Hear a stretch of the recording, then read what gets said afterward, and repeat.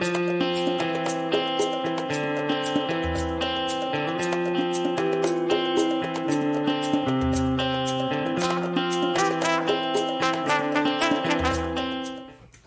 welcome to Curious Classroom Adventures. My name is Aletha Scheck, and I have another math game for you today. This one is going to focus on the concept of multiples of a number and common multiples.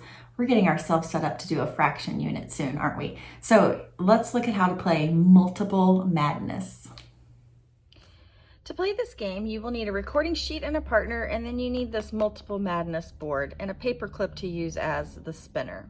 Okay, now the goal of this game is we're working on multiples, right? Being able to list multiples, but look at the directions here.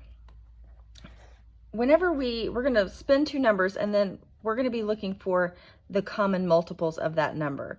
And we want to focus on the smallest multiple, the least common multiple, because if our partner can name a common multiple of our two numbers that's lower than ours, they will end up with more points than us. So there's a little bit of strategy here also. So when it's your turn, we'll do one as an example. That will be easier to understand. On your turn, you're going to spin one number from each wheel. So we have a 5 and a 12. So here are numbers, 5 and 12. Now, there are lots of common multiples of 5 and 12. We could start with just 5 times 12. That's 60, right? But can we think of anything else? Well, let's kind of go through our multiples of 12, because 5s are easier. If it ends in 0 or 5, it's divisible by, it's a multiple of 5. So let's start going through our 12s. So you have 12, 24, 36, 48, 60. 60 really is the smallest common multiple, but we could keep going. That means 120 would be a multiple. It means 180 would be a multiple, right? But our smallest one is 60. So we're going to write 60 as our common multiple for those two.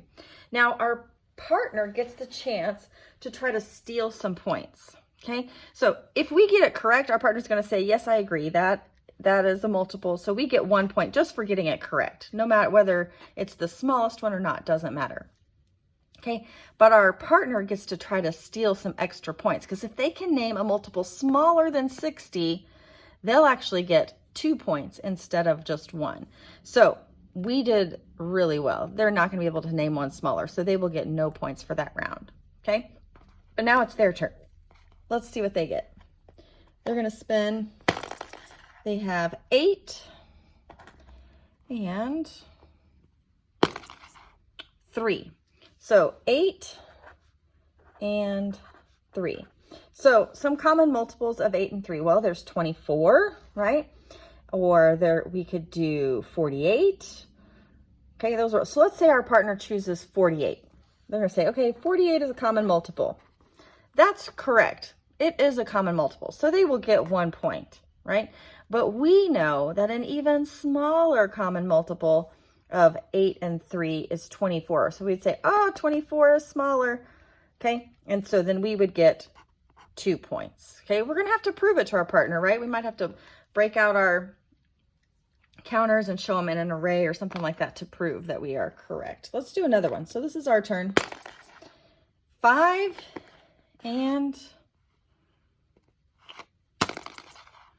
9. So 5 and 9.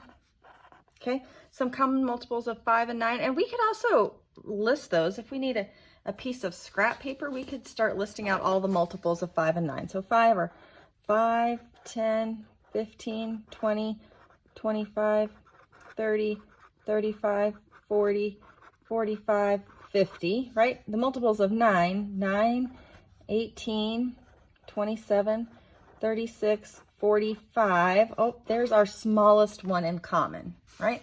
45.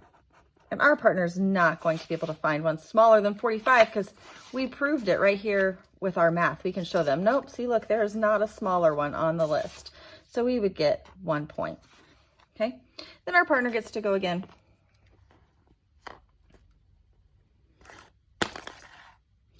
30 and 6. Ooh, some multiples of 30 and 6. Okay, so let's look for our partner. They could do 30, 60, 90, 120, 150. What was our other? 6. So we could do 6, 12, 18, 24, 30, 36. But let's say our partner's like, oh, 6 and 60, that's going to be a good one. So they'll say, okay, so 60 is a common multiple. Okay, again, we can show them, no, look on your list. 30 was actually, even though, because it's 30 times 1, it still counts as a multiple, right? So 30 would be smaller. Then they've got 1, because 60 is still correct, but we would get 2 because we could show them a smaller multiple over here. Okay, so there's some strategy in this game and making sure that you have the least common multiple, the smallest one, because that's the way to make sure you get points and your partner does not get points. So you'll keep playing like this until you get to the end of the recording sheet. Have fun.